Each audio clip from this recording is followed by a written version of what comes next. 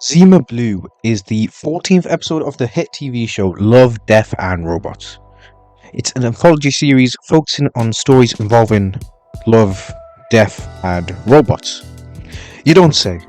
Well, to be fair, many of the stories focus on at least one of these points. Love that can be friendship or romance, death being death itself or tragedy, and robots being, well, robots. It has a lot of great episodes, but my favourite will always be Zima Blue.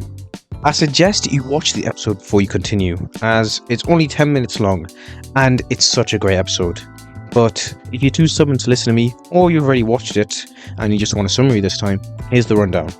Zima Blue is a famous cyborg artist who liked to keep to himself, but for his final art show, he invited a journalist to interview him. Here he reveals to her that he actually was a robot made to be a simple swimming pool cleaner. After being passed from engineer to engineer, they adapted him until he became this cyborg that everyone thinks he is, since he gained sentience. In the final art show, he makes this pool that he worked on with his first engineer, with the specific blue tile that he bases Zar over. He jumps into the pool and dismantles himself, until he's again that same swimming pool cleaner he was before, and carries on doing his job, cleaning the tiles. It's a very powerful episode, but what is the message they're trying to tell us? One thing I could tell from that episode was the paradox of Theseus' ship. It involves Theseus taking his ship back to Athens after killing the Minotaur, and to celebrate him, the people of Athens rode his ship every year. This begged a question with philosophers. If they rode that ship for years, decades, eventually parts would have to be replaced. And now, if every original part was replaced from the ship, was it the same ship that Theseus rode when he came back? This paradox asks us about our identity, and as we change as people, are we strangers to ourselves? But in this episode, how does it work here? Well, to me, it's easy at point blank. Zima Blue is literally the ship, as he had his parts modified and added until he changes from that pool cleaner to a big buff artist who should have become a basketball star, to be honest. Those legs could have made a jump anywhere and score a dunk. Wait, what am I saying? Okay, so we know that Zima is a mouthpiece for the ship paradox, because no one cares about Greek philosophy anymore, we're all about robots. But as a mouthpiece, what is the message Zima is trying to tell us now? Zima throughout the episode references the colour blue in his drawings. Not just any blue though, it's Zima Blue. This blue is all he saw when he was cleaning the tiles for his first engineer. And since it used to be the most important part of his life when he was a pool cleaning machine, it leads to the conclusion that even after gaining sentience, he was still remembering that part of his life. The way all his drawings had the blue shape in the same position, where it was in the middle of his paintings, showed that it was really shouting at him. He was not just trying to remember, he was essentially forcing himself to see life as how it should be. Blue Square is the focus again, even if he became human or a cyborg, whatever people thought he was. But why is that? He's now meant to be an evolution of his old self, a possible peak of his ability, but he longs to be back. This really shows a more stagnant message where change is not always the greatest thing. Maybe to him, progression is never always the way. I can see that way as correct. Change is not always the best move. Sometimes things don't work out for the better because that's just how fate works, or we don't really know the actual optics that change can cause for us. However, also one clue for why the message of Zima Blue might be that is his autonomy over the change. As a robot, he was modified by different engineers, prodding and looking into him. They were adding items and taking out items for their personal gain and aspirations without the care of what the robot might think. Of course, he was not sentient at the time, but his lack of sentience and awareness could be a metaphor for something else. The idea of a robot that is being prodded with and tampered within for the interests of external engineers can be reflected through our environment today. We have rainforests burning and CO2 emissions rising exponentially because of the greed of corporations and the beginning of the Industrial Revolution. They are the engineers that have changed our robot being Earth to something else, and it's still being changed. During Zima's final art show, the audience there could be a metaphor for us, the consumer, as we have a possible hand to this, to entertaining this problem to a certain extent.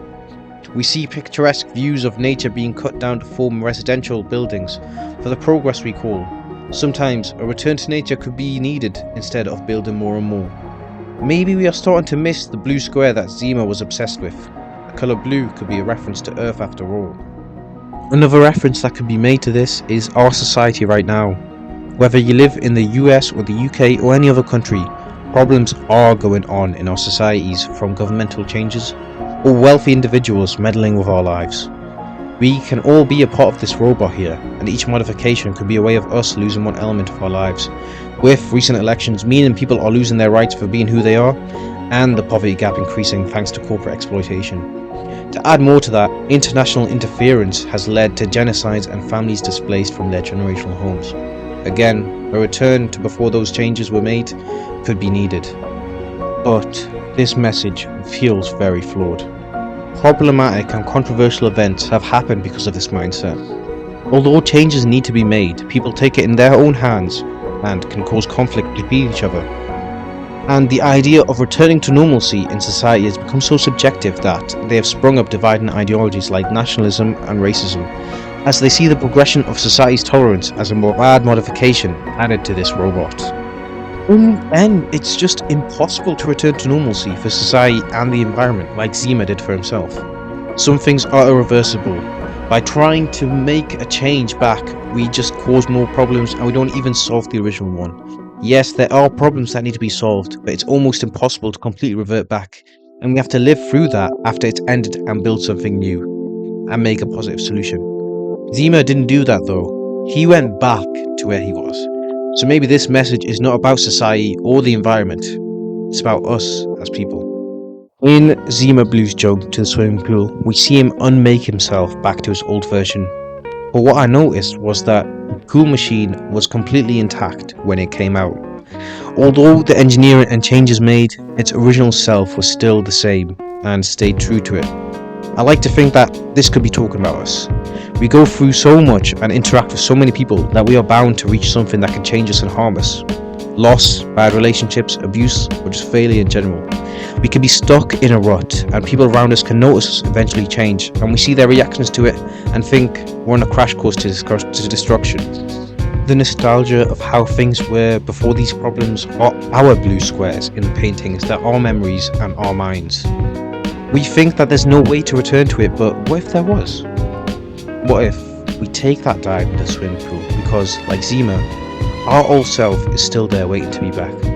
All these pressures of trying to be different, trying to be something else at the same time, can be freed upon when we start to forgive ourselves and let go of that guilt. When we know how strong we are and have the determination to heal. Zima was not afraid of losing his fame and wealth and the opinions of his fans for what he looked for in happiness. So maybe we should not be scared of how others around us, our engineers, think when we reject this version of us and go back to what we think makes us happy. From the start of the video, I was talking about how Theseus' ship and Zima Blue link, but I think I was wrong. Zima Blue might not be the mouthpiece for Theseus' ship exactly, because in the end I concluded that Zima is still the same ship, even from that external shell. It gives us a different answer. We still have that old imprint of us, which can be our purpose. Whether it's religious, where we want to return to the Garden of Eden so we could achieve heaven. Physical, where we want to go back to a particular physique which made us happy. Or mental, where we want to stop this feeling of stress and anxiety within us. I think in the end Zima Blue was just trying to tell us that we can do that. We can always go home like he did. My search for truth is finished at last. I'm going home. Thanks for watching the video. This is my first video essay and I just wanted to talk about something short and concise but still impactful, and I think this was the right thing. This is my first video, so the process has been a bit tiring and annoying in terms of recording, but I think it turned out a bit well and I hope to hear your opinions. If you enjoyed it, it would mean a lot if you subscribed and liked, because I'm going to be making a lot more. Thank you.